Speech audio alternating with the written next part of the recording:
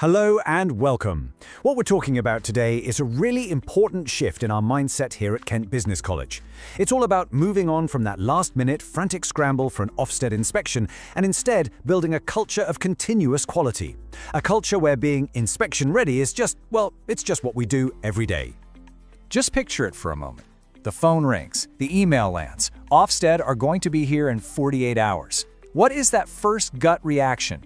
For most people, it's a mad dash for paperwork, a frantic search for documents, a sudden need to create folders out of thin air. Sound familiar? I'm sure it does. But here's the thing, it's a stressful and frankly flawed way to operate. So here's the plan for our session. We're going to start with the pressure of that initial call. Then we'll debunk a few common myths about what evidence really is. After that, we'll explore a much better way of working, see what it looks like in action, and finally, bring it all together to show how this leads to confident, credible conversations with inspectors. Right then, Section 1, the Ofsted call. Let's start at that exact moment the notification arrives, because that's the moment that really puts our systems and our culture to the ultimate test. This is the classic knee-jerk reaction, isn't it? People start pulling together last-minute impact summaries, maybe rewriting reviews to make them sound a bit better, or backfilling training logs. We create these huge folders, all neatly labeled, thinking this is what inspectors want to see. But this whole approach is built on a fundamental misunderstanding of what evidence actually is. And that brings us to the absolute heart of the matter. We have to tackle this myth that Ofsted inspects our filing systems. They really don't. What they inspect is the impact of our day-to-day practice on our apprentices. The paperwork, that's just a part of the story, not the whole thing. So you've really got two kinds of evidence. On the one hand, there's what we call naturally occurring evidence. This is the stuff that's a byproduct of our good everyday work. Progress reviews with clear actions or timely safeguarding logs. But then you've got manufactured evidence. This is the stuff created under pressure just for the inspection. And that is so risky because it often just doesn't match up with what our apprentices are actually experiencing. And look, you don't have to take my word for it. This comes directly from Ofsted's own guidance. It's crystal clear. They specifically say they want to see your normal working documents. Creating a load of extra paperwork isn't just a waste of time, it actually goes against their advice. Okay, so if that last-minute scramble is the wrong way to go about it, what's the right way? Well, it's about embedding a whole new mindset, one built on a foundation of authentic evidence. Let's look at the principles behind this better way. This, right here, is the key. If you remember only one thing from our time together, please make it this. Evidence isn't an extra task. It's not something you do for an inspection. It's simply the trace, the footprint that gets left behind when you do your job well.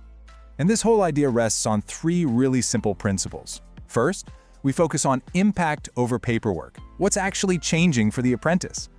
Second, it's about systems over isolated examples. We need to show that good practice is just how we do things. It's not a one-off. And third, we're aiming for continuous improvement over compliance. We're not just ticking boxes. We're always looking for ways to get better. All right, that's the theory covered. But what does this actually look like in the real world in our day-to-day work here at Kent Business College? How do these principles turn into the kind of evidence that builds credibility? Let's walk through a common scenario. We've got a struggling apprentice. Our normal system just kicks in. A progress review flags a specific gap. An intervention plan is agreed with the apprentice and their employer, and it's documented. The extra training gets delivered and recorded. And this is the crucial bit. The next review measures the impact and shows real improvement in the workplace. That whole cycle, which is just good practice, has naturally created this incredibly powerful end-to-end trail of evidence. No extra work needed. And the same exact thing applies to something as vital as safeguarding. For an inspection, this is a simple met or not met judgment, so the stakes couldn't be higher. Evidence here isn't a folder full of training certificates, it's demonstrating that we have a living, breathing culture of vigilance. And we show that through our actions, timely records, clear referrals, and a real-time knowledge of who needs our support. This all leads to a really important question. Which of these cultures do we have? Are we case A, with a strong culture where evidence is just a byproduct of our routine quality work? Or are we case B, where things are a bit inconsistent and fragmented? The real danger zone, though, is case C, manufacturing evidence after the call comes in. Inspectors are experts at spotting those contradictions, and the moment they do, all credibility and trust is lost. Our goal has to be to live and breathe in case A all the time. So what's the real benefit of living in case A? Well, it's about much more than just less stress. It's about confidence. It's about giving every single one of us the ability to speak clearly and with real credibility about the fantastic work we do every day. So, imagine an inspector sits down with you and asks this very question. Now, if you've just spent the last 2 days frantically creating folders, that's a really tough question to answer. But if you live and breathe these principles, the answer becomes completely natural and straightforward. This kind of response shows a deep understanding of what Ofsted is actually interested in. You're not just answering a question, you're explaining a philosophy of quality that's embedded in everything you do. That is what credibility sounds like. Here's another brilliant question they might ask. This one gets right to the very heart of impact. It's a test to see if you genuinely know what a good outcome looks and sounds like from the apprentice's point of view. And here's the consonant response.